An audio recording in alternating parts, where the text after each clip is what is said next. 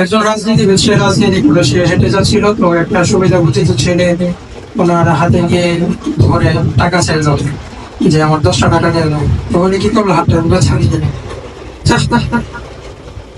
উনি রাজনীতি করে। তো চিন্তা করেন উনি সমাজকে কি শিখাবে, যার মধ্যে নিজের শিক্ষা নেই। ঠিক কিভাবে একজন মসজিদের খতিব রেল স্টেশন ওনার সাথে হেঁটে যাচ্ছিল, তো ওইখানে কাজ করার সুবিধা, অনেক সুবিধা বঞ্চিত শিশুরা আমাকে চেনে, আমার কাছে আসলো, জড়িয়ে ধরলো। ঠিক একইভাবে আমার সাথে যা করছে ওনাদের সাথে তা করতে চাই। ওনাদেরকে কাছে করে ওদের জড়ায় ধরতো, উনি আগে থেকে ধরে থাকতেন।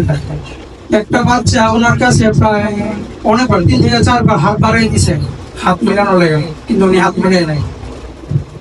এই হুজুরটা আমাদেরকে কি শিখাবে, যার নিজের মধ্যে রসুলের শিক্ষা নেই। কাজেই আমি মনে করি যে অন্যান্য শিক্ষার পাশাপাশি এই শিক্ষাটা সবার আগে দরকার। আমাদের নবীজি যখন তার নবুয়ত প্রকাশ হলো, তারপরে উনি ধর্মের দাওয়াত দিয়েছেন। সে সময়টা ছিল অল্প, সম্ভবত মাত্র 30 বছর। কিন্তু এর আগের যে 40 বছর ছিল, সেই 40টা বছর মানুষদের শুধু মানবতা শিখিয়েছে। উনি নিজের সংগঠন করতো।